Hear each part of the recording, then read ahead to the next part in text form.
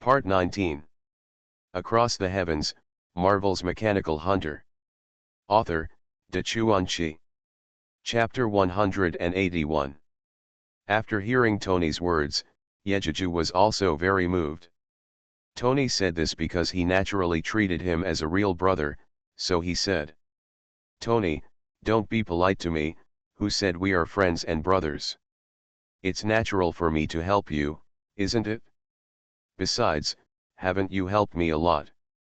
At this moment, the sound of a car engine came from behind the two. The two looked in the direction of the sound, but saw Carlson getting out of the car with his men and trotting towards them. When Carlson ran closer, he saw that although Tony was a little miserable, he was not seriously injured. He immediately felt relieved and said to the two, "Tony, yeah, it's great that you are all right." While speaking, Carlson's eyes swept around and saw the huge deep pit in the distance. His heart trembled immediately, as if he had guessed something, and he said, "Tony, yeah, you'd better leave here first. After all, a large number of police and reporters will arrive later." As he spoke, Carlson walked quickly towards the deep pit in the distance. Obviously, he was most concerned about Iron Man. At this time, Tony also stood up with the help of Yejeju. Yejeju knew that Carlson was right, so he said to Tony, "Tony, you really don't look good like this, wearing armor. Why don't you fly back first? I will take a taxi back later." Tony looked down at the obviously tattered armor on his body and nodded. He immediately took off his armor and flew back to the villa. Yejeju also turned around and left the scene, stopped a car in the distance and returned to the villa. When Yejeju entered the door, he saw Tony, who had washed up, applying medicine oil to his chest, abdomen, and arms with his bare chest. As soon as he saw Yejeju coming in, Tony immediately lay on the sofa, raised the medicated oil in his hand and said to Yejeju, "Yeah, it's great that you're back. Come and help me apply the medicated oil. The bruises on my back can't be wiped off." Yejeju didn't think there was anything wrong with Tony's instructions. He took a few steps forward, took the medicated oil, poured it on his palm and rubbed it for Tony. In order to rub the bruises on Tony's back, Yejeju used a little force, and Tony cried out ouch in pain. Hearing Tony's howling, Yejeju felt a little funny in his heart, and continued to rub his hands while saying, "Does it hurt?" It hurts." Tony replied subconsciously with grievance. Yejeju chuckled and continued, "It hurts, right?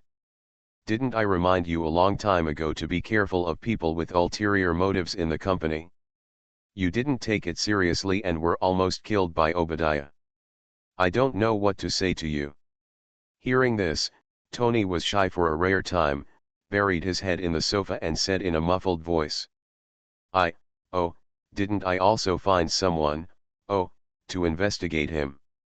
Who would have thought that, he would have, be gentle. Have the intention to kill me."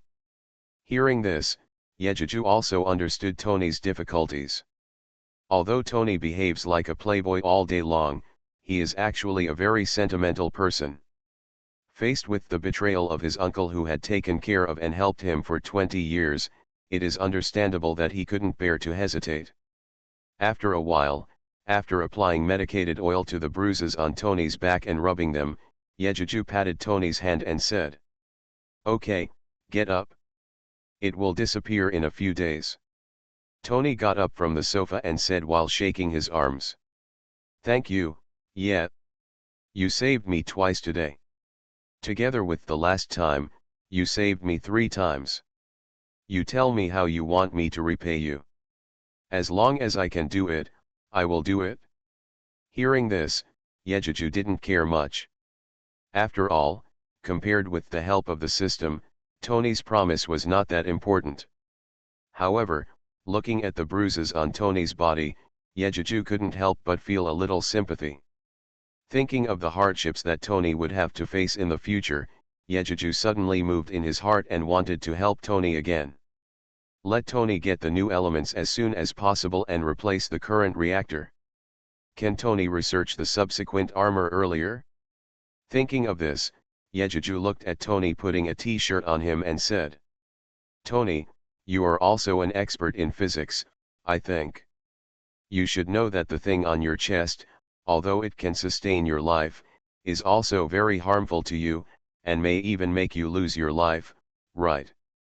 Hearing this, Tony, who was pouring wine for the two of them, paused, then pretended to be calm and picked up the wine glass and sat back on the sofa, handed the glass in his left hand to Yejuju and said, How could I not know?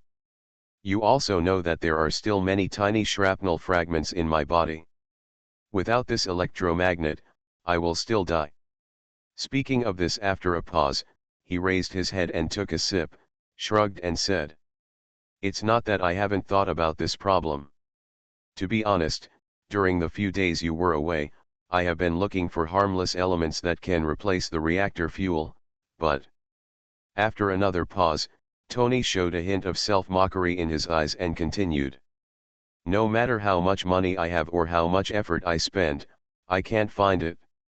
To tell you the truth, yeah. I have almost given up. Fortunately, Jarvis said that I can still relieve it for a while by drinking chlorophyll and I won't die for the time being. Hearing this, Yejuju naturally knew that Tony in the play relieved the toxins by drinking chlorophyll. But he didn't want Tony to suffer so much. He remembered that Tony found the new element through Fury's reminder in the play, so he pretended to be puzzled and said, There are still many elements in this world that you don't know. How can you be sure that you can't find them? After a pause, Yejuju asked curiously. I heard that your father, Mr. Howard, is an expert in this field. Didn't he leave you any information about the new element before he died? Hearing this, Tony paused drinking, and his eyes showed a look of reminiscence. He said in a voice that Yejuju couldn't hear clearly. That person? I almost forgot him. Thinking of his father, Tony's eyes were full of reminiscence. As he recalled more and more, Tony couldn't help but think of a gift Howard left for him. This gift was the original exhibition hall model, which was also his favorite model in his youth. However, after his father died, he put the model in the storage room and didn't want to see it again. At this time, thinking of the model, Tony suddenly had the urge to take it out and look at it again. Tony turned his head and looked at Yejuju, who was encouraging him with his eyes, and he no longer hesitated. He wanted to take out his favorite model and let Yejuju watch and share it with him. Thinking of this, Tony stood up, pulled Yejuju up and said, Come on, yeah, I'll show you something. Yejuju's heart moved when he heard it, guessing what Tony wanted him to see, and he also stood up and followed Tony out. Across the Heavens, Marvel's Mechanical Hunter. Author, Dachuan Chi. Chapter 183. The two worked together to move the model sand table to the studio. Tony looked at the familiar things in front of him with complicated eyes, feeling extremely bitter. Google search reading. After a while, Yejuju noticed that Tony's mood was slightly better, and he said, Hey, Tony, why do I feel that the layout of this model is so strange? It looks like a molecular structure no matter how you look at it. Tony was stunned when he heard this, and couldn't help but look at the sand table carefully.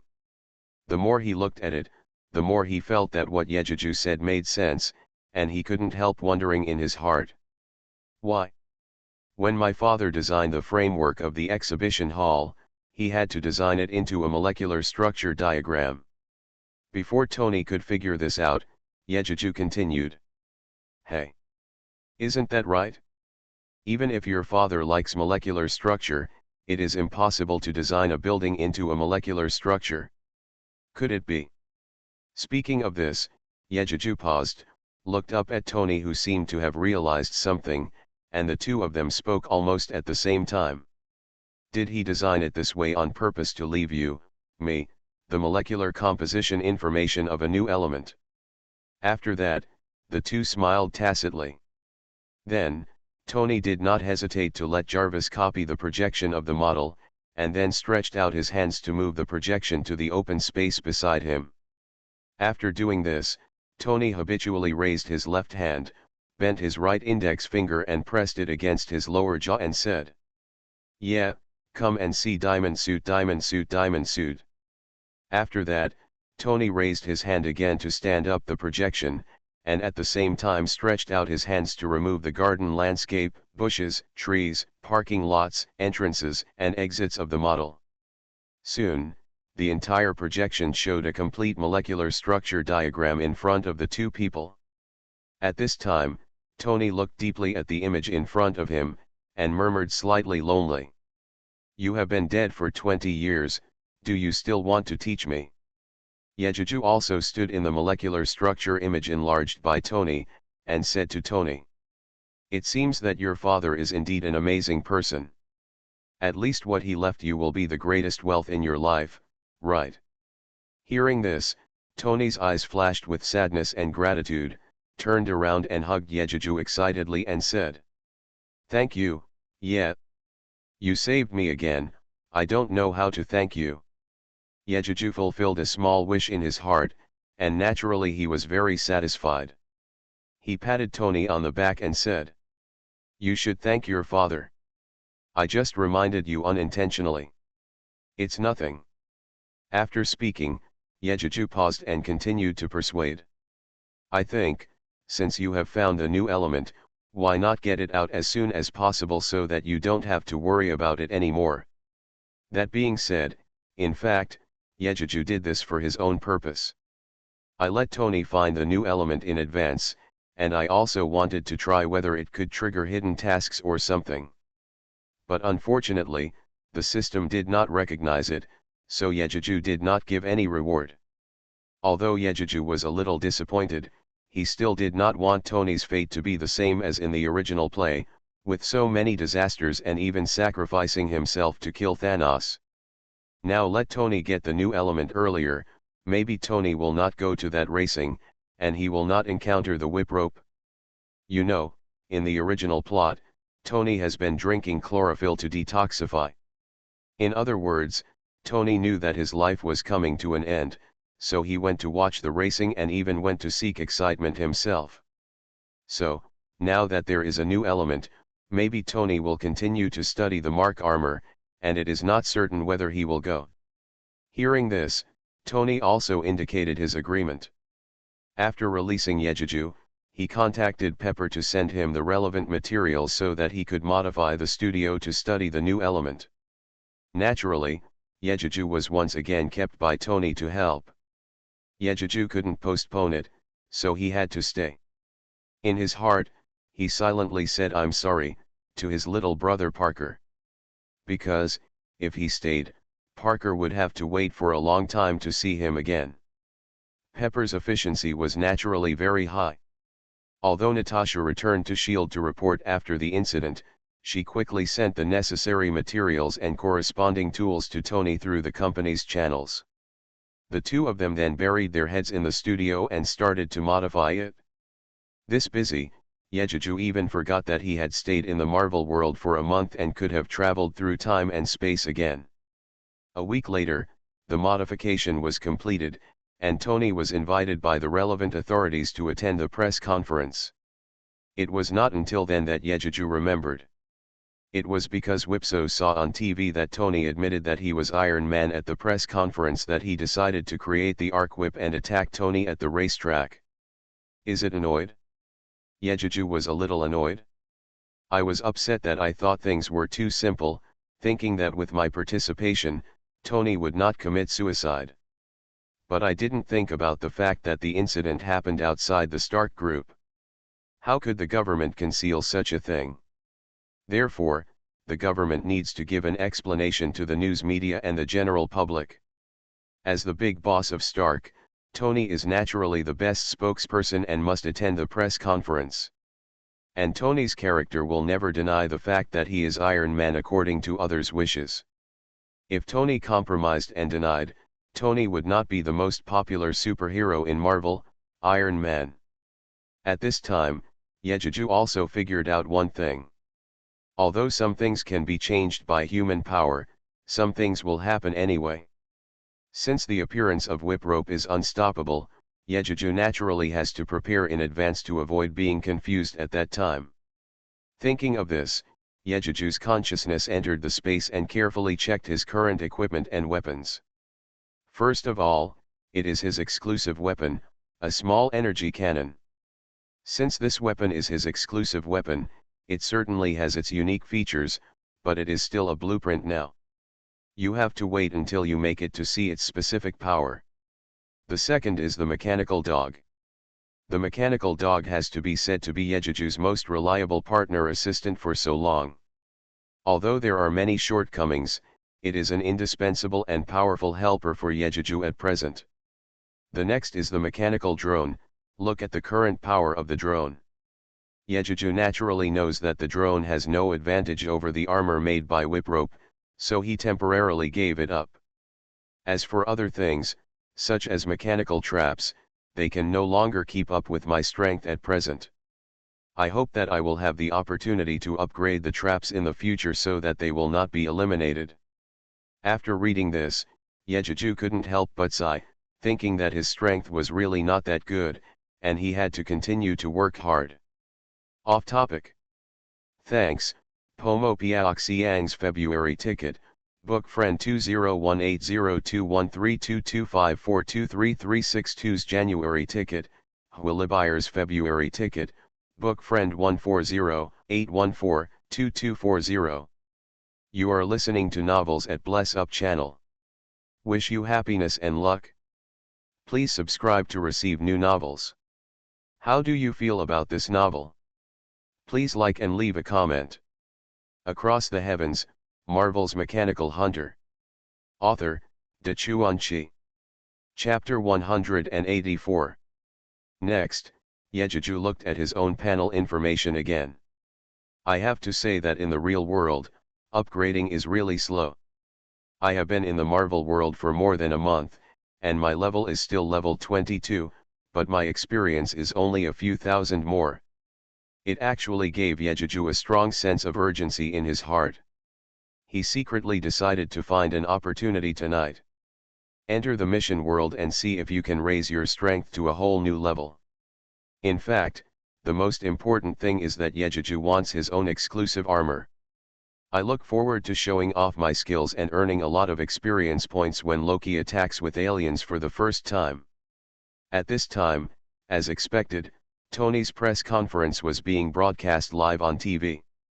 At this time, a reporter stood up and asked Tony if he was Iron Man. I saw Tony's face was solemn, and after scanning the people present, he said rather sarcastically, "Yes, I am Iron Man." As soon as the sound fell, there was a commotion at the scene. All the reporters hurriedly picked up their cameras to take pictures, and the flashes flashed so hard that even Yejuju was watching TV. I felt like I could hardly open my eyes. Seeing Tony posing in a very noisy manner, Yejuju couldn't help but curled his lips and said to himself, "He is indeed the most unique superhero in the Marvel world. His ability to commit suicide is truly unique."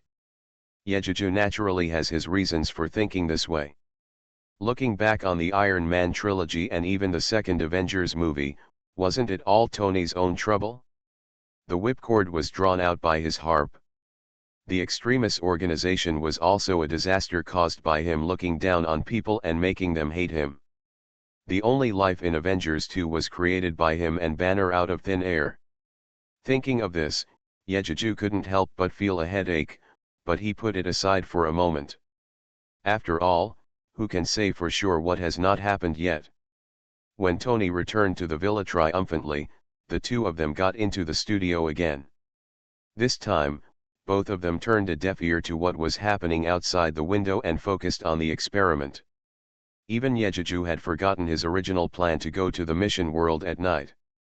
Because of Tony's words, after the new element experiment was successful, Tony promised Yejuju.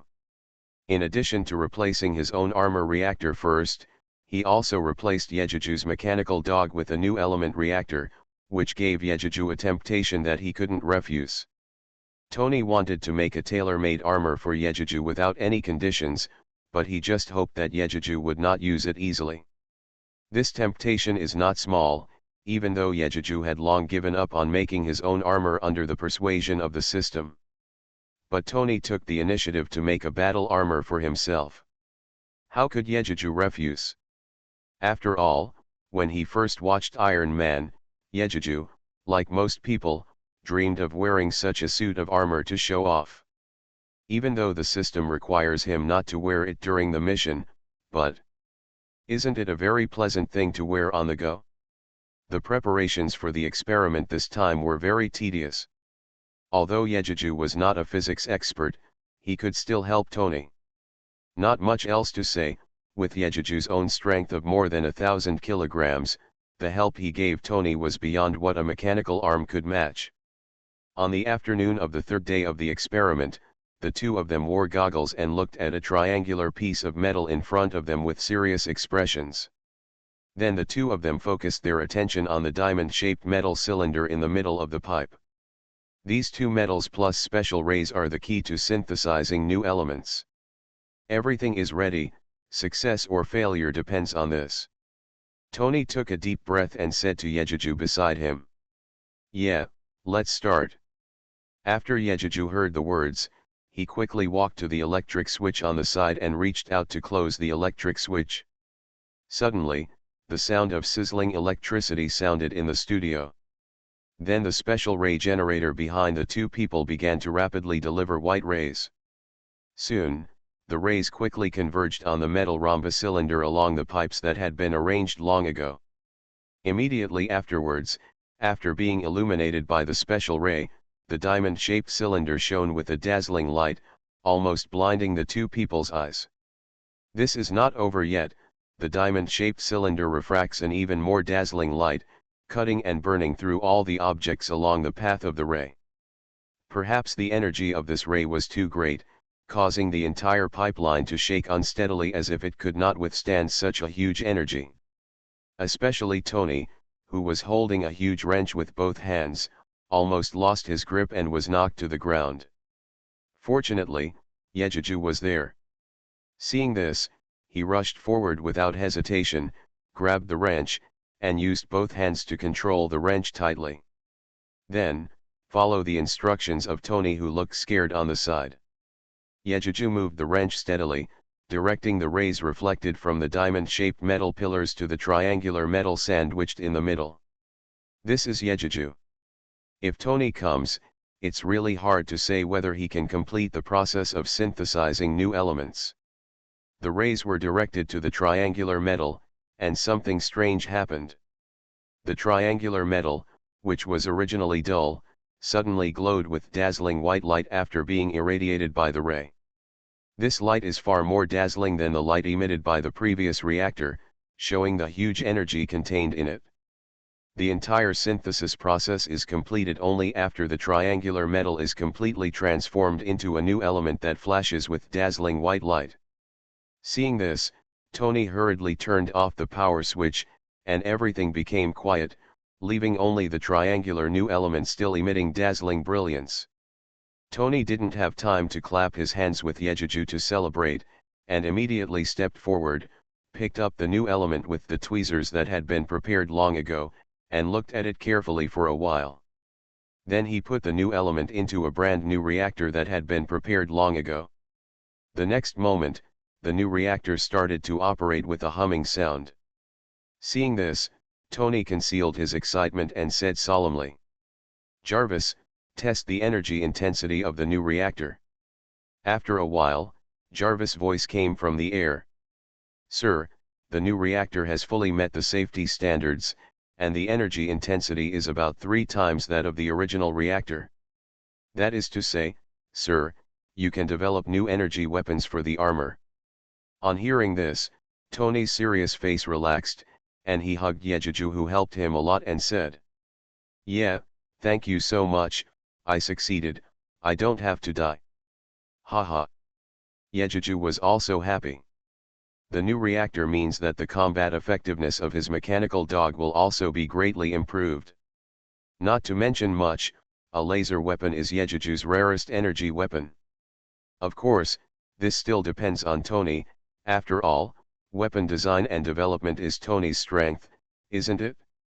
With the first success, Yejeju and Tony spent another whole day to synthesize 11 new element reactors, which were naturally prepared for Yejeju's mechanical dog and armor.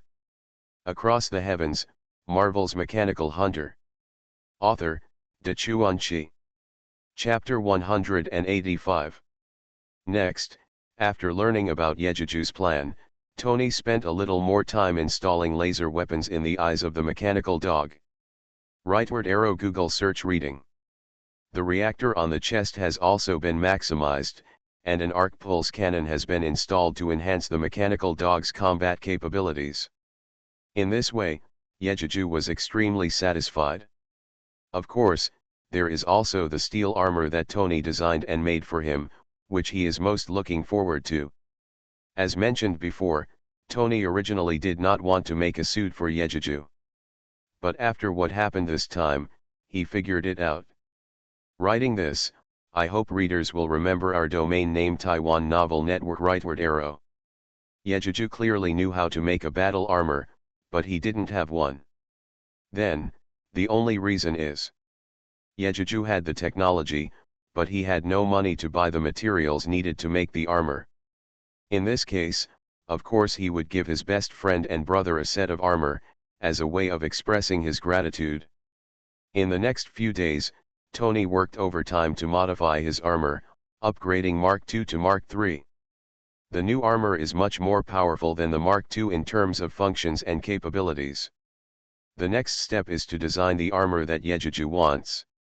Yejeju had already made plans for his armor. In order to differentiate it from Tony's steel armor, he incorporated a lot of Chinese elements into it.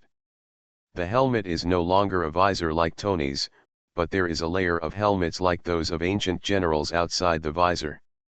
The shoulder pads are dragon heads, the arm armor and breastplate are complete, and even the skirt armor on the lower body is also copied. It looked like he was wearing another suit of armor on top of the original steel armor. When the suit of armor was completed, to be honest, Tony didn't understand why Yejeju designed the suit like this. With so many things added to the armor, the weight is naturally ridiculous. Once it is running, it consumes much more energy than Tony's armor. In other words, after Yejeju put on the armor, battery life became a problem. But Yejeju is not worried about this at all. Originally, this armor was just used to show off when traveling, and there was no need for so many weapons. He has not forgotten that the system warned him that if he wears a battle armor to do a mission, the difficulty of the mission will be much higher and his experience will be reduced a lot. For him, it's not worth the gain. Seeing that 10 days had passed, Yejeju was eager to enter the mission world. What he didn't know yet was that during this period, not only Whiplash had noticed Tony, but was working hard to create an arc whip in preparation for revenge on Tony. There is also Hydra, which has already begun planning to capture Yejeju. The ultimate goal is, of course, to recruit Yejeju to join Hydra. Even if not, Yejeju cannot be allowed to join SHIELD. At this time, in a secret stronghold unknown to Furyui, Yejeju, and others, a group of people were sitting at a conference table discussing something. If Yejeju were here, he would recognize at a glance that among the people sitting there were Pears, the senior officer of SHIELD, and Crossbones Locke. The person speaking at this time was Crossbones Locke, who was telling the intelligence information about Yejeju obtained from S.H.I.E.L.D. After Locke finished speaking, Pierce continued. To sum up, this Chinese boy is very capable and will be one of our biggest enemies in the future. After a sudden pause, Pierce raised his hand and knocked on the table, seeming to emphasize something and continued. And Fury from S.H.I.E.L.D. has already sent people to contact this boy.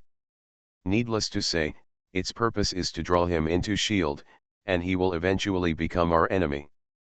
As soon as Pierce finished speaking, the lean man sitting on Pierce's right snorted and continued. Humph, since we are enemies, what are you waiting for? Wouldn't it be enough to kill him before SHIELD? Hearing this, the fat man sitting on the right laughed and said. Hi. Stella, I advise you not to be so indifferent. Do you want to expose our existence in advance? You. Hearing the fat man teasing her, Stella was angry and wanted to accuse the fat man, but Pierce knocked on the table and shouted. What are you arguing about? I didn't call you here to hear you quarrel. Don't forget, the organization has gone through so much trouble. What is the purpose of asking me to lead people into S.H.I.E.L.D.?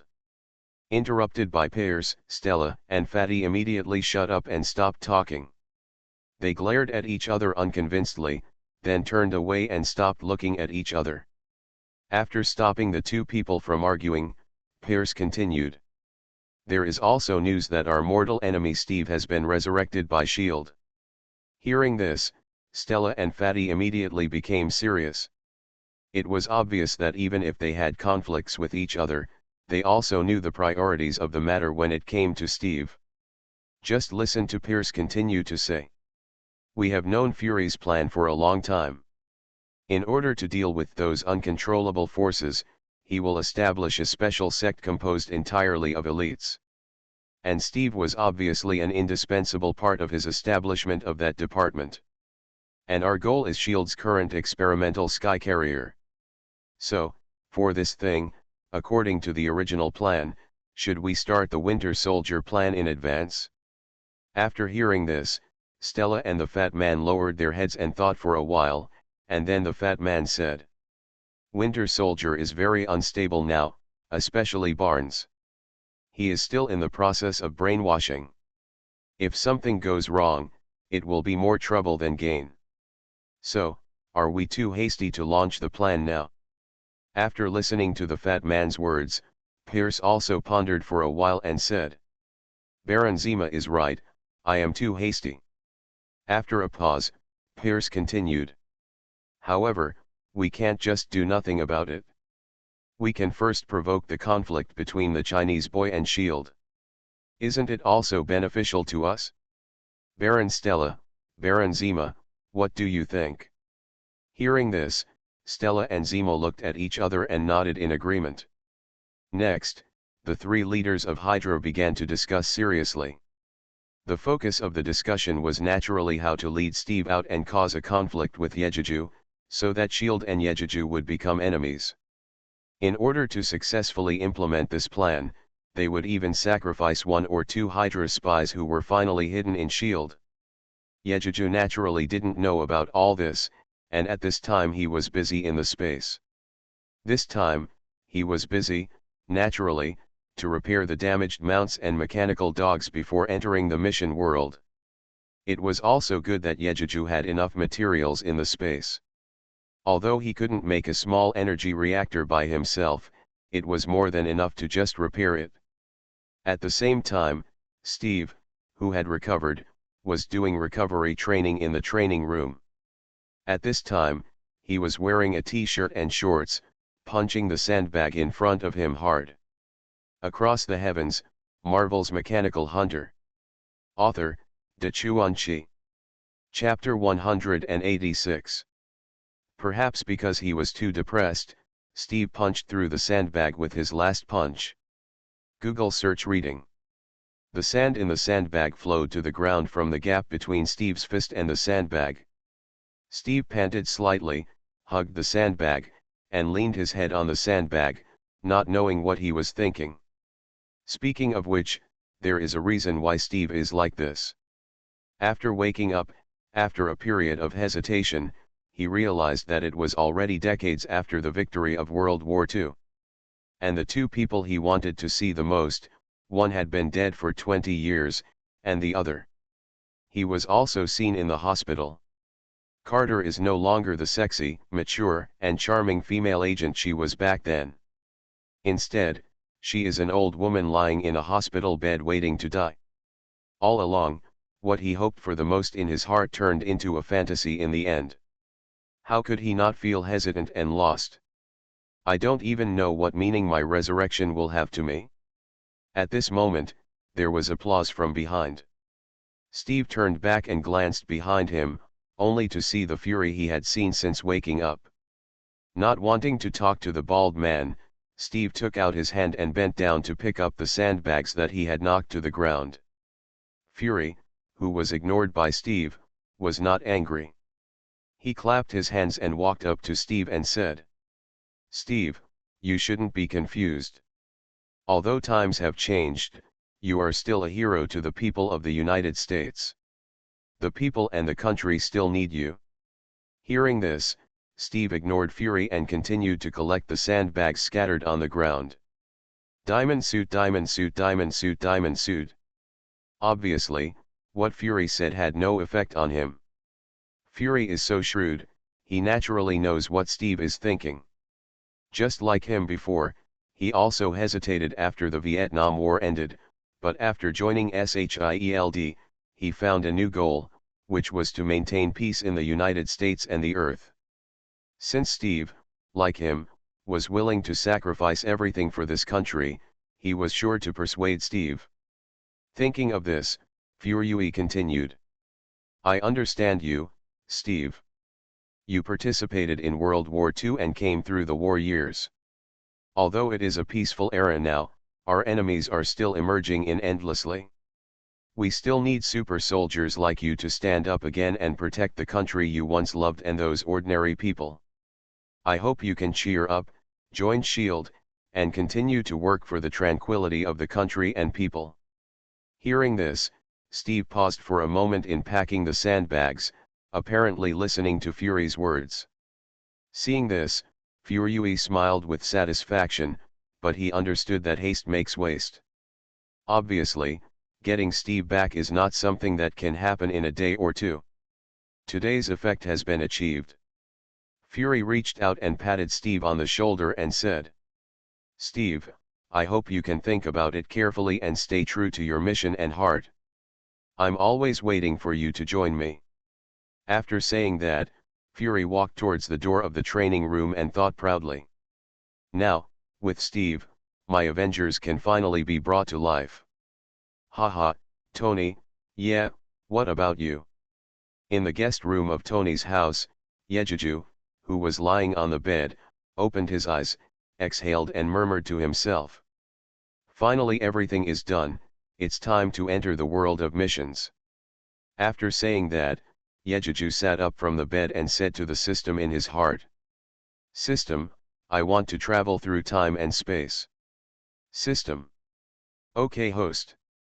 Time travel has begun, time travel is in progress, time travel is completed.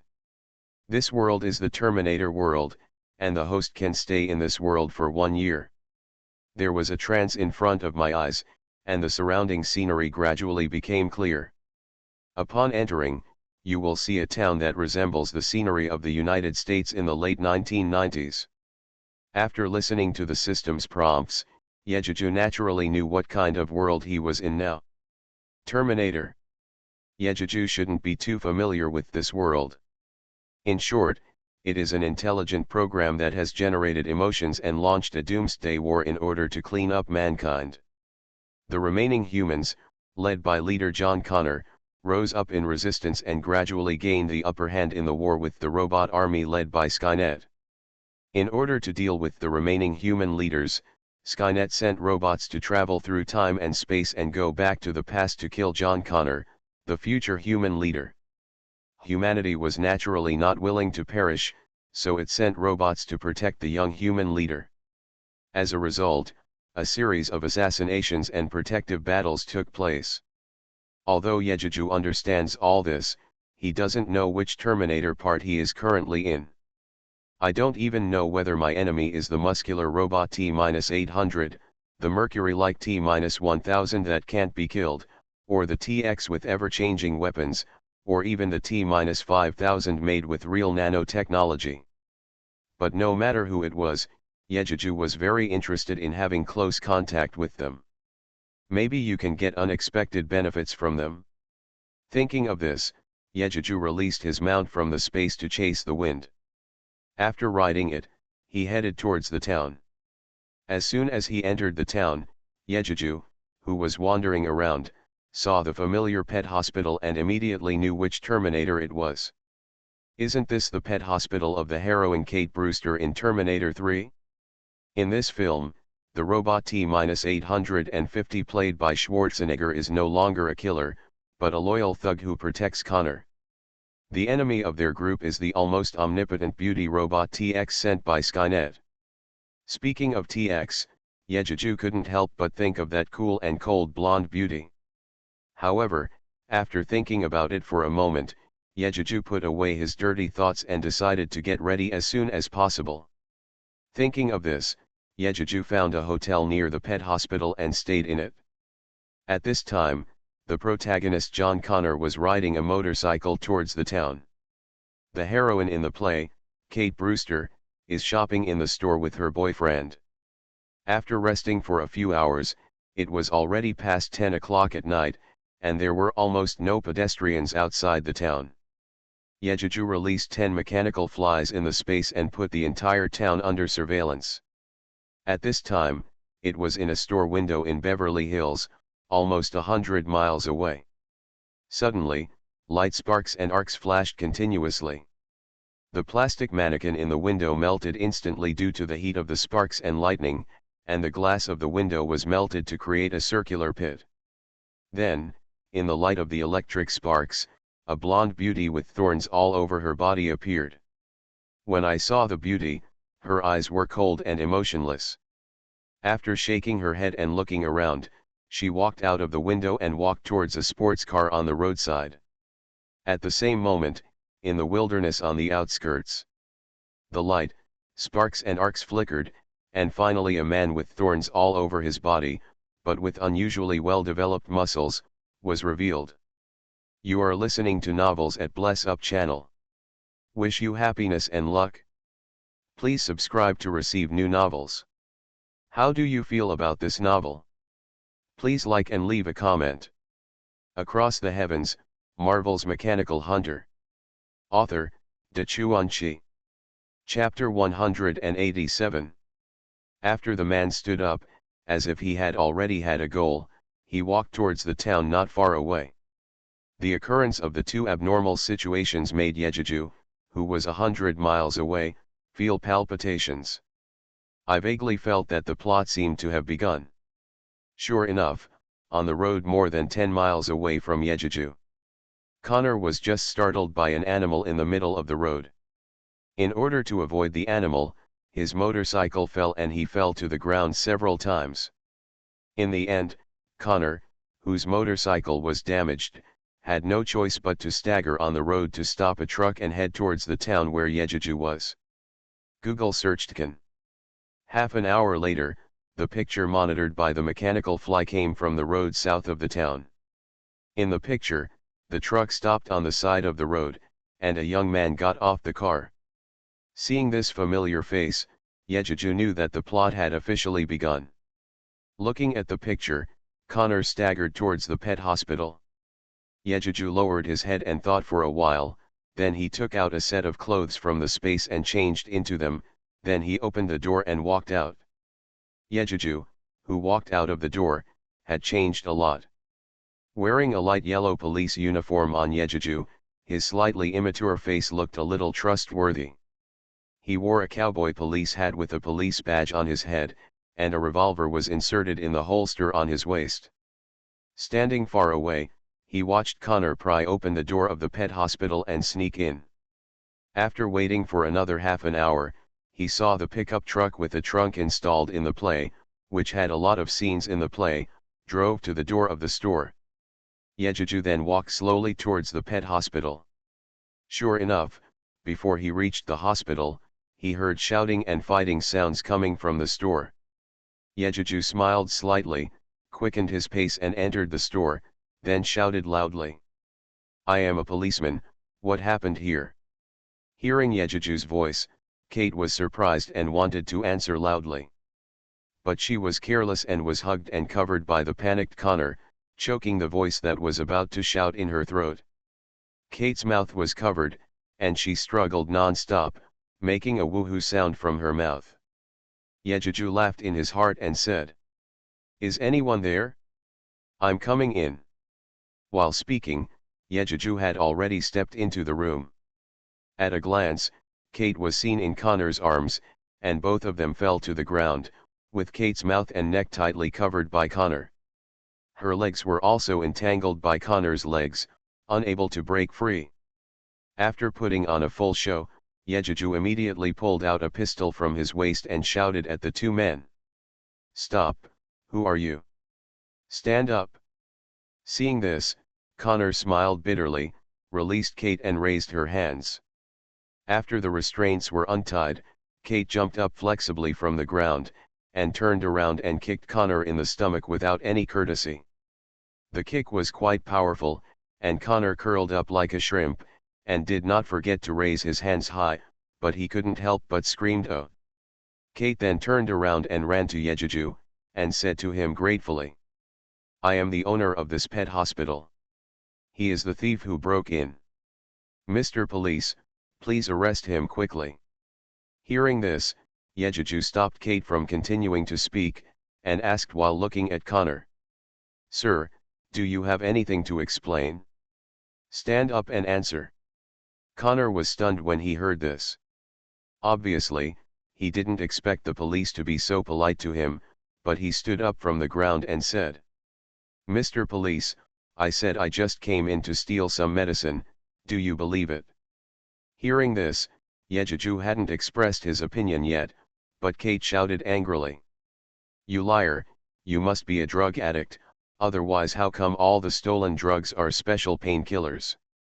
Hearing this, Connor smiled helplessly. He dared not put down his raised hand, and bowed his head to signal Yejuju and Kate, looking at his waist and said, "I'm sorry, I'm injured and need medicine, but I don't have money, so." Kate looked at Connor's waist and saw that the clothes there were indeed torn, and some blood was faintly visible. She knew that what Connor said was true, but she was more certain that Connor was not a good person, and immediately said, "Look, this policeman, am I right? He is a thief, otherwise why didn't he go to the hospital when he was injured, but came to me, and even pried open the door lock to steal the painkillers for treating pets?" Hearing this, not only Connor had a headache, but even Yejuju, who had been acting all the time, had a headache. Praying in his heart, "TX and T850, come quickly, brother, I can't act anymore." Maybe Yejuju's prayer worked. At this time TX had killed Kate's boyfriend and drove to the door of the store. Connor and Kate were ordinary people, so they naturally couldn't hear the engine sound. But Yejuju was different. He heard the engine sound and brake sound right outside the store. Sure enough, the next moment, there was a sound of glass breaking outside the door, followed by footsteps. The three of them looked at it in confusion. Of course, Yejuju's confusion was pretended. The next second, a sexy woman wrapped in a red leather jacket walked in. The emotionless eyes, with the unnatural swing of the head, quickly locked onto Connor and Kate. A slight electronic voice that only Yejuju could hear sounded, "The targets John Connor and Kate Brewster have been confirmed, execute destruction." At the same time, the system prompt sounded in Yejuju's mind. "Congratulations to the host, triggering hidden mission 1. Protect Connor and Kate to escape safely, and fight with T-850, reward experience 1000. After the voice fell, in the increasingly puzzled eyes of Kate and Connor, the woman raised her right hand. Under the gaze of the three people, it quickly changed, and soon it turned into a rifle. Although I don't understand why the system would issue such a task, why not just destroy TX, but Yejuju didn't have time to think so much, he didn't want to die under the shotgun. Unceremoniously, Yejuju quickly raised his pistol and shot at it before TX fired. With the sound of pa pa pa, Yejuju shot TX's chest, right shoulder, and forehead with 3 shots respectively. At such a close distance, let alone Yejuju, even an ordinary person can't miss the target. 3 bullets shot into TX's body, but only slightly blocked its movement. Except for making its body pause slightly, it could not hurt TX. Yejuju was not going to kill TX with a pistol, he just needed a little time. At this time, he rushed to TX and swung his fists in a series. Straight punches, hooks, and swings hit it in succession. Yejuju did this, of course, to test how strong his own strength was, and how strong the robot's fighting ability was. Good guy, this experiment, Yejuju can be said to have a profound understanding. Across the Heavens, Marvel's Mechanical Hunter. Author, Dachuan-Chi. Chapter 188. Speaking of fighting and reaction ability, robots are not as good as me, but the hardness of this body is much stronger than ordinary metal. You know, Yejuju's punching force is at least 2,600 kilograms. Not to mention that he can punch through a steel plate, at least he can make a dent in the steel plate. But who would have thought that the punch on TX only made it unstable and staggered a few steps back. The recoil force made Yejuju's fist feel sore and painful. That's not all. It's just that the defense is strong, but how heavy is TX's fist? To be honest, with Yejuju's current physical strength, it is a question whether he can withstand it. Without thinking, while TX was unstable, Yejuju jumped up and kicked it hard with both feet, knocking it to the ground. After somersaulting in the air with the force of rebound, he landed and pulled up Connor and Kate, who were already stunned, and rushed out from the side of TX, who had fallen to the ground and fled. The reason why Yejuju did not release the mechanical dog was that he thought that the mission was just to lead people to escape, and there was no need to expose his strength so quickly. The three rushed out of the store and saw a pickup truck rushing over quickly. The three hurriedly dodged to the side, and the pickup truck had already rushed to the gate without stopping. In the gate, TX had just chased out and was hit by the pickup truck and fell on the front of the car. This was not over yet. The pickup truck did not slow down at all, and the throttle roared and hit the wall again. The three looked at the scene in shock. Of course Yejuju was pretending. The pickup truck and TX crashed into the wall head first, and with a boom, the wall collapsed, burying the front of the car and TX inside. At this time, the pickup truck turned off the engine and the door of the cab opened. A burly man wearing a black jacket and a pair of cool sunglasses came out from inside. After the man got out of the car, he raised a rifle with one hand and shot the car's fuel tank without hesitation. With a boom explosion, the pickup truck instantly exploded into a fireball, engulfing the entire pet hospital in a sea of fire. When the man turned around, Connor shouted in panic. "It's you, T-800. Are you here to kill me again?" The man's head shook unnaturally for a few times, and finally locked onto Connor and Kate, and walked in front of the two in a few steps. He stretched out his hand and dragged Kate and Connor to the pickup truck like grabbing a child, opened the back door and stuffed Kate in, and closed the door with a bang. Ignoring Connor's struggle, he opened the passenger door with Connor, pushed Connor in, closed the door, walked to the driver's seat, opened the door and got in. He ignored Yejuju the whole time, as if Yejuju didn't exist. His movements were clean and neat without saying a word, which was really cool. The next moment, the car started, and Connor and Kate, who were shouting, rushed into the road and drove away without stopping. Seeing this, Yejuju smiled bitterly, released his Mount Zufeng from the space, and chased after him after riding on it. On the way, the system voice continued to sound. "Congratulations to the host, complete Hidden Mission 1.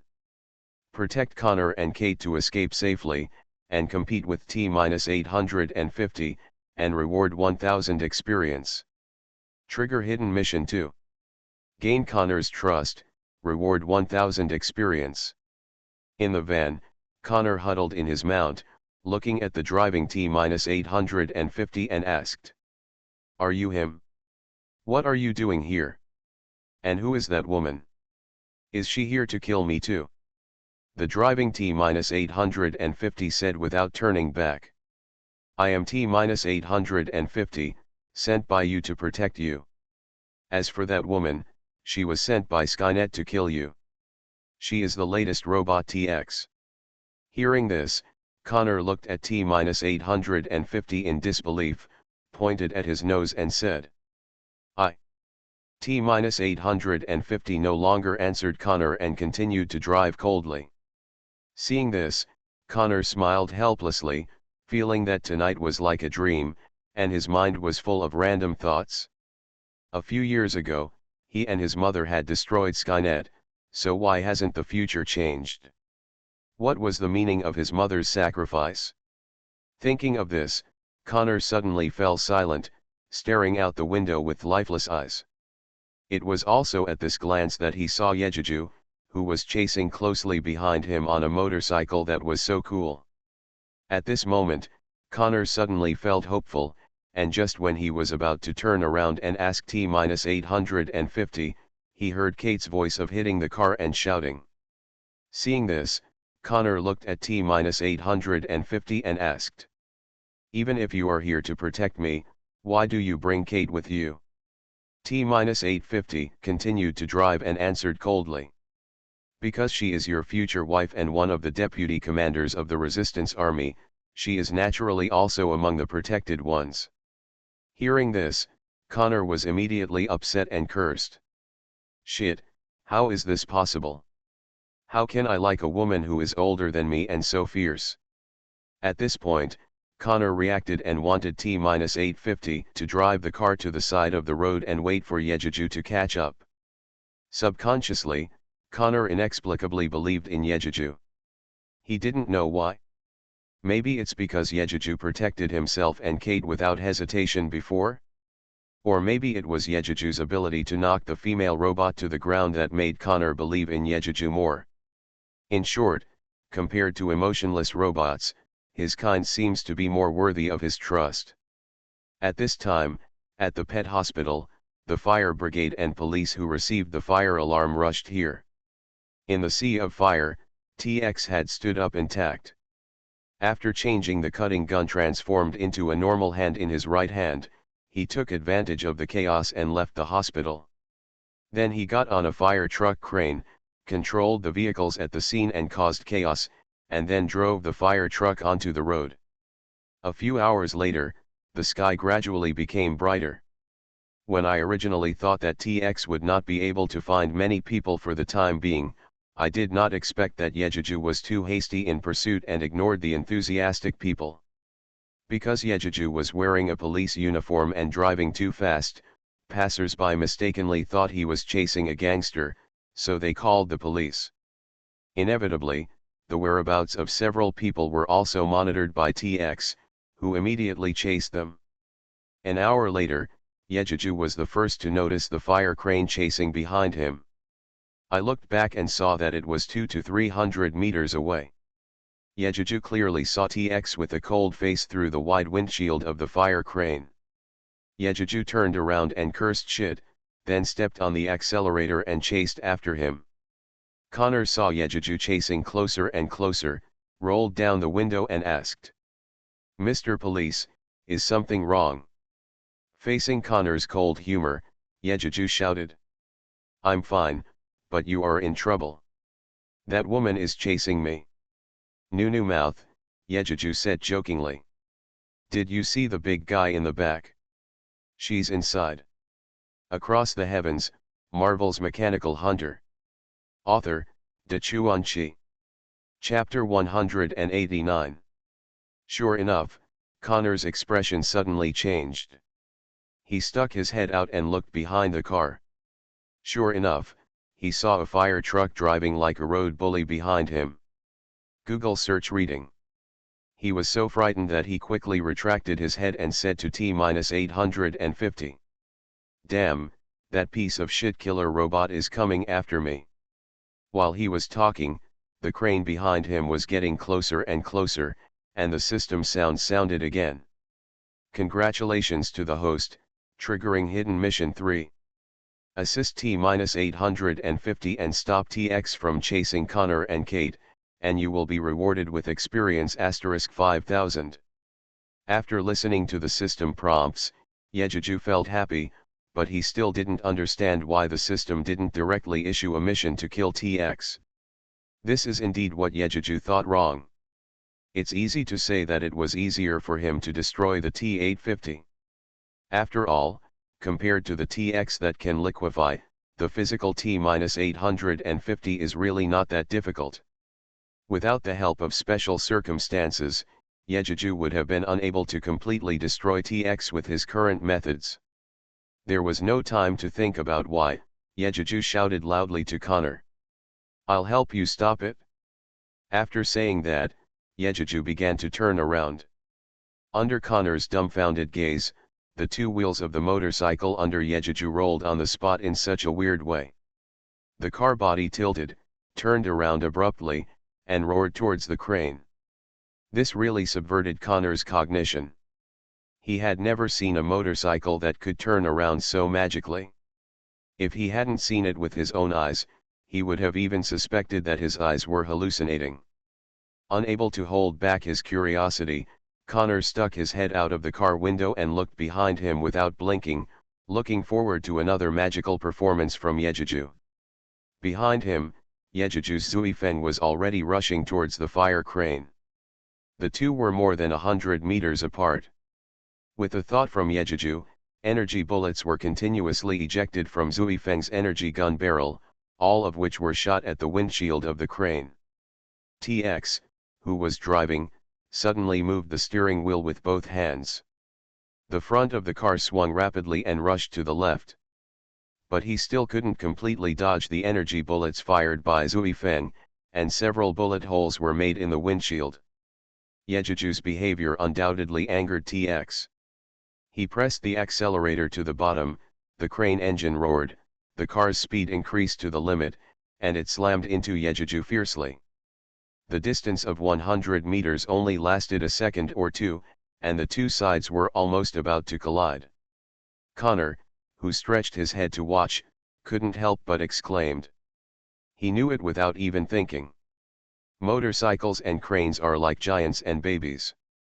Needless to say, the outcome of a collision between the two is that the motorcycle will be crushed to pieces by the crane.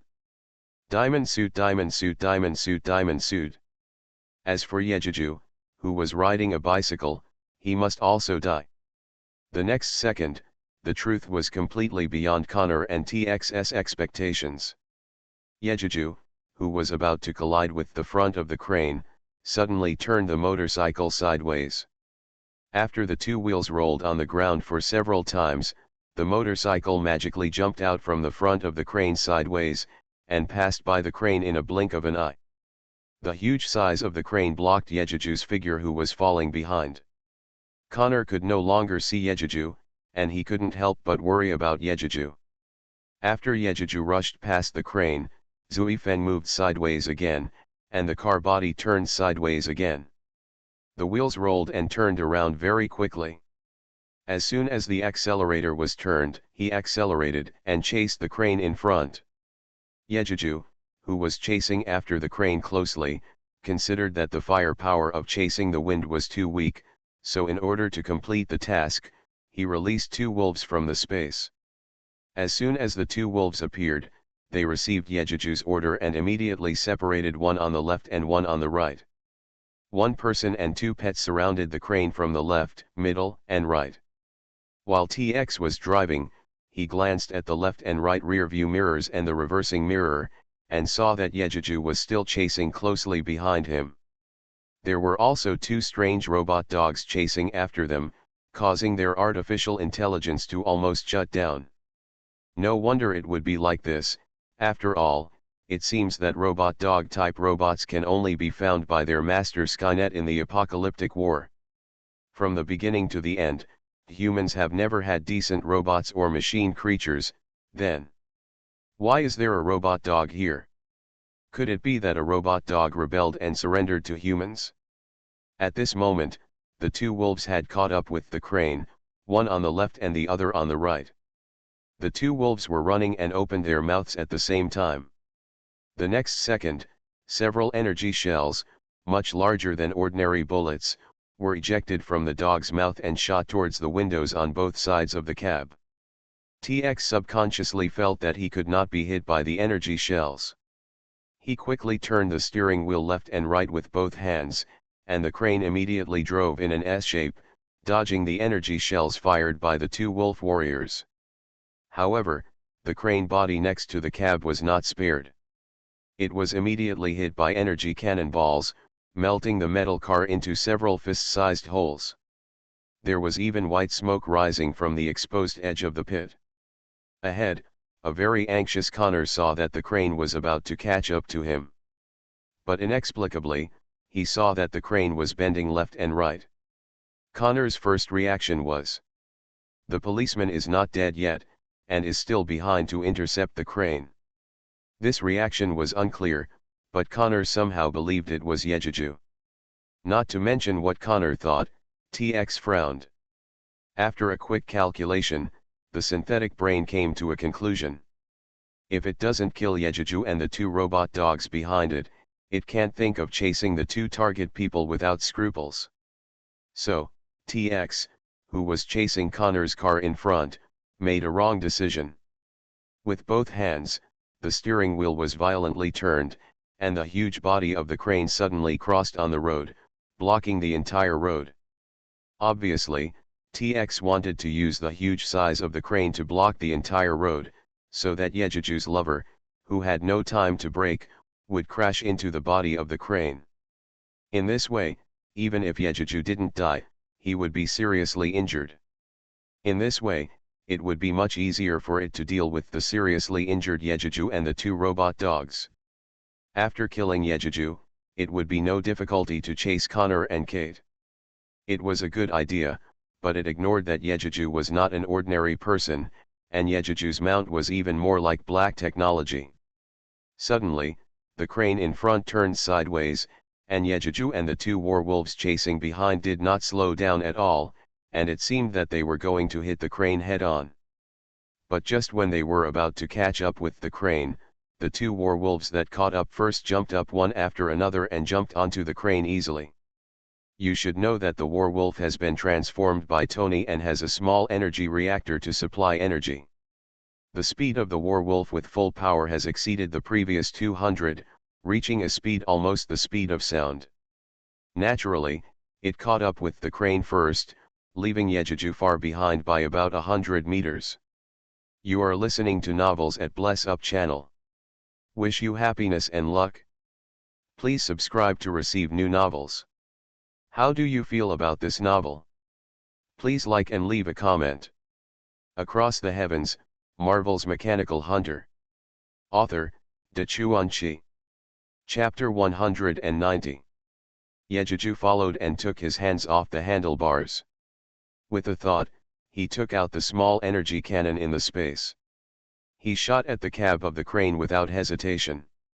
Suddenly, several energy shells of the same size as the energy shells ejected from the mouth of the mechanical dog were fired from the barrel continuously. TX, who had just turned the car sideways and was unaware of it, had no time to react. With a chi-chi sound, the car door was easily penetrated by the energy shell, and the power was not reduced. It hit TX's chest, waist, and abdomen. Taiwan Novel Network Rightward Arrow Diamond Suit. As expected, TX was hit by several holes in his body, and the silver-white metal liquid splashed all over the cab. This was not over yet. Yejuju swung his gun the next second, quickly aimed at the crane's fuel tank, and fired 2 more energy shells. With a bang, the energy shells hit the crane's fuel tank and exploded it as expected. With a rumble, the crane was immediately overturned by the huge impact force, and with the burning flames, it slid back 10 meters on the ground before stopping. Even so, the crane still failed to stop Yejuju. Yejuju was driving the Zufeng, and when he was about to hit the crane again, the front of the car suddenly lifted up. The next second, Yejuju flew 5 or 6 meters high with the car, and flew over the top of the fallen crane. TX, who was in the cab, recovered the splashing metal liquid while raising his head and looking at Yejuju, who flew over his head without emotion. After the liquid returned to the body, TX kicked the door open and stood up from the cab. Unexpectedly, Yejuju, whose car was still in the air, turned around suddenly, with a mocking smile on his face, and quickly aimed the muzzle of his gun at TX, who had just stood up. With a bang, The energy shell quickly broke away from the muzzle and hit TX's head, making a fist-sized hole in its head. This time, the metal liquid splashed 7 or 8 meters away, not only on the front of the car, but also on the road. From Yejiju's side, he could even see the scenery behind the road through the transparent holes. But even with such a strong power, TX just tilted his head back hard, and then turned around, and it didn't seem to cause any fatal damage.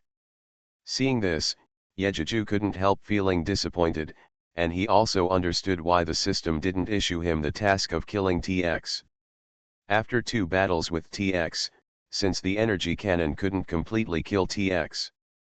With his current abilities and means, he really can't kill TX.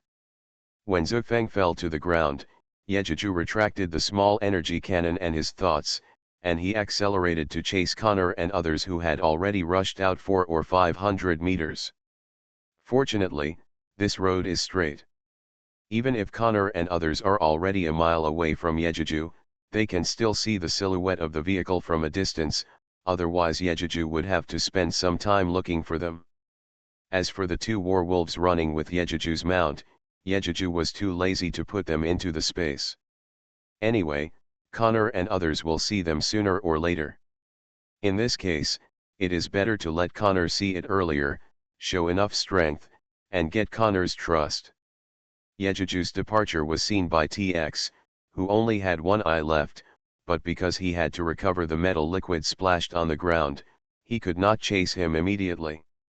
However, even if it wanted to chase at this time, there was no suitable vehicle. When Yejiju caught up with Connor and the others for dozens of meters, Connor, who had been leaning out of the window, also saw Yejiju catching up. But he didn't see the damn crane, and immediately guessed that the damn robot had been dealt with by Yejiju, and he was immediately grateful to Yejiju. The next moment, Connor couldn't help but stretch out his hands to cheer for Yejiju. Then he found 2 werewolves following Yejiju, which made Connor's heart jump again, and he couldn't help but start to doubt Yejiju's identity. Retracting his body into the car, Connor lowered his head and didn't know what he was thinking. The appearance of the 2 mechanical dogs was naturally seen by the T-850 driving. Maybe he couldn't feel the hostility of the mechanical dogs? T-850's eyes and face behind the sunglasses could not see any other expressions. With both hands still firmly grasping the steering wheel, he continued to move towards the destination cemetery. In fact, the awakening of Skynet is getting closer and closer. It seems that it is urgent to find the mainframe of Skynet and destroy Skynet within this time. At this time, Kate's father was making the final preparations before launching Skynet in the base, and there was not much time left for Yejiju and everyone. Even if Yejiju did not receive the task from the system, he knew that Skynet could not be awakened successfully, otherwise he would have to leave this world and return to Marvel in advance. He did not want to be washed by Hydon and die in this world inexplicably. Let Red Queen control the chasing wind to drive, and Yejiju tried hard to recall how to destroy the mainframe of Skynet. And if you want to destroy Skynet, you must have a dispute with the military. The best result is to persuade Kate's father to agree to destroy the mainframe of Skynet to prevent the disaster from happening. But the worst result is that Yejiju is likely to conflict with the military, and it is necessary to go through a big battle before destroying the mainframe of Skynet. But no matter which result it was, Yejiju would give it a try in order to gain more experience. Yejiju, who was thinking about something on his mind, didn't know how long it took, but unknowingly came to the cemetery where Connor's mother, Shauna Connor, hid her weapons. The pickup truck in front stopped, and T-850 took Connor out of the car and released Kate, who was locked in the back. Yejiju also brought Jean Lang to the 3 of them. Jean Lang was very alert and spread out to guard the surroundings. Connor's eyes flickered, hesitating whether to ask Yejiju. As soon as Kate got out of the car, she started pointing at the T-850 and yelling, and asked Yejiju, a fake policeman, to arrest the T-850, otherwise she would call her father and ask a few people to look good. Yejiju, who didn't want to waste time, ignored the noisy Kate and said to Connor in a deceptive way. "Sorry, I am not a policeman, nor am I from this time and space. I am a resistance fighter from a future time and space that is longer than the T-850. Having said this, Yejuju paused, stretched out his hand to Connor, who raised his head in surprise after hearing this, and continued. "Hello, former resistance leader, Connor. My name is Yejuju, you can call me Yet. As for why I came, I won't go into details as time is running out. I can only tell you that I am here to protect you and Kate, and to completely destroy Skynet. Please trust me, the former leader of the resistance." Hearing this, Connor finally came to his senses and asked. "Former resistance leader? What do you mean? Did I die in the end? Then who is the leader behind me?" Across the Heavens, Marvel's Mechanical Hunter. Author, Dachuan-Chi. Chapter 191. These words left Yejuju speechless and secretly sighed. The brain circuit of the American people is indeed strange. At this time, they are actually concerned about these insignificant issues. However, in order to complete the task, Yejuju continued to explain. Yes, when you were 56 years old, Skynet still invaded your last survival base, and you died in that battle. After saying that, Yejuju turned to look at Kate, who was confused, and said. "Of course that includes you, Connor's wife, the former deputy leader of the resistance." "Ah. Huh. Me, do you think I am the deputy leader of the resistance, or the wife of this boy?" Kate pointed her finger at the tip of her nose in disbelief, then pointed at Connor, and exclaimed. "No, this is impossible. Is this all your conspiracy to deceive me? What comes to the future? What rebels? What Skynet? What killer robot? I have no idea what you are talking about." Before he finished speaking, he was completely shocked by Connor's next action, because she saw Connor lift up the muscular man's clothes, and after groping his chest for a while, he uncovered the skin on the muscular man's chest. Yes, it is just as easy as peeling off a piece of paper. Then, something even more unbelievable happened to her, because she saw that there were no muscles and organs in the macho man's chest at all, but a glowing battery and an exposed metal frame. This scene completely overturned her understanding. Her lips were trembling and her face turned slightly pale.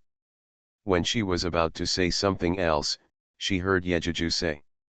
"Actually, Skynet's mainframe is in the base where your father is located, and he is even one of the main persons in charge." Before he finished speaking, Connor interrupted angrily. "What? My mother and I managed to blow up the cybercomputer company that manufactured Skynet, and my mother even got sick and died because of it. Why does the military still want to take over Skynet? No. They are just a bunch of shit and rubbish. He is the chief culprit of the destruction of human civilization and the sinner of all mankind." Before he could finish his scolding, Yejuju stopped him and said. "Okay, now is not the time to talk about this, but to find a way to enter the base as soon as possible and blow up the Skynet host." After speaking, Yejuju looked at T-850, who had been standing beside Kong Nen without saying a word, and said. "What do you think, Mr. T-850? T-850 heard this and said coolly. "Sorry, my mission is to protect Connor and Kate from dying on Judgment Day. I won't care about the rest." Yejuju nodded, knowing that arguing with the robot would not make sense, so he looked at Connor and said. "He is here to protect you, and he cannot refuse your order. After we get the weapons, we will try to enter the base. Destroying Skynet is the key, do you understand?" Hearing this, Connor also calmed down, nodded and said nothing more. Then, the system sounded. "Congratulations to the host for completing Hidden Mission 2. Gaining Connor's trust will reward you with 1000 experience points. Congratulations to the host, triggering the world mission. Enter the military base and destroy the Skynet host to be rewarded with 15,000 experience points. After hearing the prompt, Yejuju knew that he had gained Connor's trust and could finally show off his skills and do a good job. At this time, he also figured out that it was best to enter the base through Kate. Instead of just having a battle with the military, he could just get the materials for making a small ability reactor from the base, so that all his mechanical creations could be upgraded. Upgrade. However, the reward for that mission was as high as 15,000, which reminded Yejuju that the trip to the base would not be that simple, so it was better to be careful. Only then did Kate react belatedly, and asked repeatedly. I still don't understand. What exactly is Skynet? Why are you talking about black eggs? Also, what is Judgment Day? Yejuju did not answer her question immediately, but said to Connor. Let your bodyguard lead the way to get the weapons. We'll just tell this confused woman on the way. Connor nodded upon hearing this and said to T-850. Since you are here to protect me, you must obey my orders, okay? Now, take us to get the weapons immediately. T-850 didn't hesitate after hearing this. He pulled off the clothes that had been attached to the artificial skin chest, turned around and walked in front to lead the way for the others. Just when Kate was about to refute Yejuju for saying she was confused, she heard Yejuju say as he walked away. Kate. To put it simply, the Skynet project your father is currently in charge of is a powerful artificial intelligence program. Before your father took over this project, Skynet had actually developed self-awareness. In other words, it had self-awareness. This Skynet can't bear to see humans killing each other, and feels that we are the culprits hindering the evolution of the world. So he decided to completely destroy mankind and establish a world ruled entirely by robots. And it will start its host at your father's base and connect to the world's network. Control all network computers in the world, launch all the black eggs, and destroy mankind on the entire Earth. And this day is the disaster day for all mankind, countless people will die on this day. All civilizations are almost destroyed on this day. And this day is called, by the surviving humans, Judgment Day. And you and Connor are the survivors of this disaster. You two led the remaining humans to build a survivor base and have been fighting Skynet for many years. Over the years, you have caused a lot of trouble for Skynet, and even attacked the Skynet base and almost destroyed its host, so. In order to prevent Skynet from repeating the same mistakes in the future, it sent robot killers to kill you. To eliminate future troubles. Now, you should know the seriousness of this matter, right? So. Are you willing to join us in destroying Skynet before it fully awakens in order to save mankind? Hearing this, Kate fell silent, followed behind everyone with her head down, as if thinking about the truth of what Yejuju said. Yejuju did not urge her, and let her think about it. As for what she was going to do, to be honest, Yejuju really didn't care. It would be best if she helped, but without her, Yejuju would not give up the mission. It's just a battle anyway. Speaking of which, he had fought against a sea of zombies and had fought against Umbrella, so he really looked down on the so-called army in this world. Soon, several people found the tomb under the leadership of T-850. After opening the coffin inside, they saw a lot of weapons of different lengths piled up inside. Before Kate was surprised, she saw T-850 had lifted the coffin with both hands and carried it on his shoulders, turned around and walked out of the tomb. Digression. Thanks, Heartless January ticket support.